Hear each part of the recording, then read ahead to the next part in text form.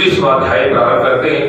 कथा प्रारंभ होते है, सुनो श्रोताधर ध्यान, श्री राम के लक्ष्मण जानकी, सदा करो कल्याण, सियावर राम जय जय राम, मेरे प्रभु राम जय जय राम, गोविंद जय जय गोपाल जय जय, गोविंद जय जय गोपाल जय जय, राधा रमण हरि गोविंद जय जय, राधा हरि गोविंद जय जय, गोविंद जय जय गोपाल जय जय, गोपाल जय जय, राधा रमण हरि गोविंद जय जय, राधा हरि गोविंद जय जय। विष्णु भगवान की जय, बोल शंकर भगवान की जय, बोल मात गंगा तेरी सदा ही जय, बोल कार्तिक भगवान की जय, बोल तुलसा महारानी की जय। अतः श्री विष्णु मम हृदय में प्रेरणा करने वाले नाथ, लिखू महात्मन कार्तिक का, राखो सिर पर हाथ। राजा पृथु ने पूछा कि हे देव ऋषि, अब आप यह कहिए कि भगवान विष्णु ने वहां जाकर क्या किया तथा जलंधर की स्त्री की पतिव्रत कैसे भ्रष्ट हुआ। श्री नारद जी कहने लगे, जलंधर के नगर में जाकर भगवान विष्णु ने उनकी पतिव्रता स्त्री वृंदा का पतिव्रत भंग करने का विचार किया। वह उसके नगर में एक उद्यान में जाकर ठहर गए और रात में उसे स्वप्न दिया।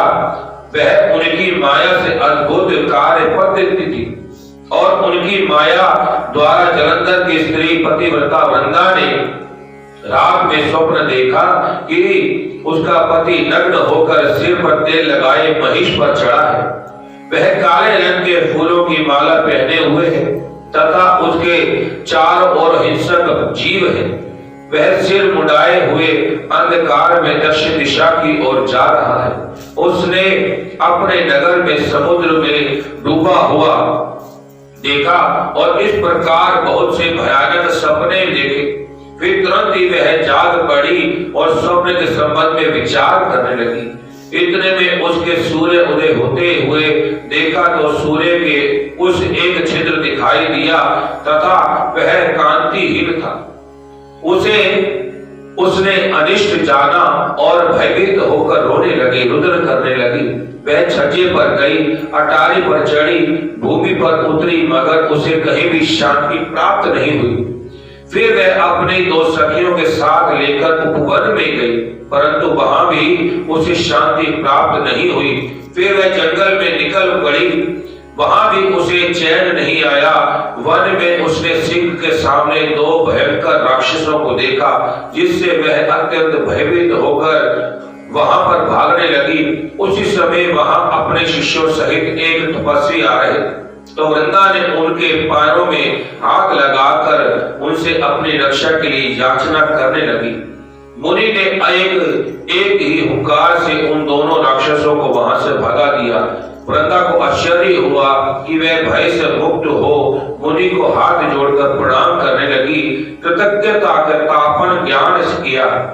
फिर उसने मुनि से अपने युद्ध रत पति के संबंध में उसकी कुशलता क्षेम का प्रश्न किया। मुनि ने मौन हो आगे पीछे देखकर कुछ कहना चाहा और उसी समय दो वानर उनके पास आकर हाथ जोड़कर खड़े हो गए। जो ही मुनि ने भुगुट के संकेत किया तो उड़कर आकाश में चले गए। फिर वह जलंधर का सिर व धड़ लेकर मुनि के पास आ गए। बोल श्री शंकर भगवान की जय, बोल श्री विष्णु भगवान की जय। तब वृंदा अपने पति को मरा जान मूर्छित होकर धरती पर गिर पड़े और अनेक प्रकार के वचन कहकर दारुण विलाप करने लगी। तत्पश्चात उसने मुनि जी से कहा कि हे कृपानिधि, आप मेरे पति को जीवित कर दीजिए। पतिव्रता प्राण देती पत्नी ऐसा कहकर दुखी श्वासों से छोड़ती हुई मुनि के चरणों में गिर पड़े। तब मुनीश्वर ने कहा, यह शिवजी द्वारा युद्ध में मारा गया है, अतः यह जीवित नहीं हो सकता, क्योंकि जिसे भगवान शंकर मार देते हैं वह कभी जीवित नहीं हो सकता है। परंतु शरणागत की रक्षा सनातन धर्म है, अतः कृपा करके मैं इसे जिला देता हूँ। श्री नारद जी कहते हैं कि वह मुनि साक्षात विष्णु भगवान थे, जिन्होंने यह सब माया फैलाई थी। वह वृंदा के पति को जीवित करके अंतर्ध्यान हो गए। जलंधर ने उठकर वृंदा का आलिंगन किया और उसका चुम्बन लिया। वृंदा भी पति के जीवित देखकर बहुत खुशी हुई। तब तक हुई सब बातों का स्वप्न समझा। इसके पश्चात वृंदा सकाम हो बहुत देर तक अपने पति के साथ विहार करती रही। एक दिन उसने काल के अंत में भगवान विष्णु की पहचान लिया। तब वह उसे प्रताड़ित करती हुई बोली कि हे पर स्त्री से गमन करने वाले विष्णु, तुम्हारे शील को धिक्कार है। मैंने जान लिया है कि वह मायावी तपस्वी तुम ही थे। कि हे राजन, ऐसा कह क्रोधा से पतिव्रता को ने अपने तेज को प्रकट करते हुए श्राप दिया। जो तुमने अपनी माया से दो राक्षस मुझे दिखाए थे, वह दोनों राक्षस किसी समय माया तुम्हारी ही स्त्री का हरण कर लेंगे और उसने विरह की दुखी होकर तुम वानरों की सहायता से वन में भ्रमण करोगे और वे सर्वेश जो इस समय तुम्हारा शिष्य बना हुआ है वह तुम्हारा साथी होगा। ऐसा कहकर पतिव्रता वृंदा भगवान विष्णु के लाख मना करने पर भी अग्नि में प्रवेश कर गई। ब्रह्मा आदि देवता आकाश से उस प्रवेश देते रहे। वृंदा के शरीर में तेज से श्री पार्वती के शरीर चला गया और आकाश में जय जयकार होने लगी। पतिव्रत धर्म के प्रभाव से वृंदा को मुक्ति प्राप्त हुई। बोल श्री विष्णु भगवान की जय। बाद में यही श्री राम जी जब जन्म लिया और उन्हीं वानरों ने उनकी सेना बनकर उनका साथ दिया और दो राक्षस जो थे जय और विजय, वो दोनों रावण और मेघनाथ कुंभकर्ण, रावण और कुंभकर्ण दोनों ने उनकी पत्नी का हरण किया। तो ये कथा यही समाप्त होती है।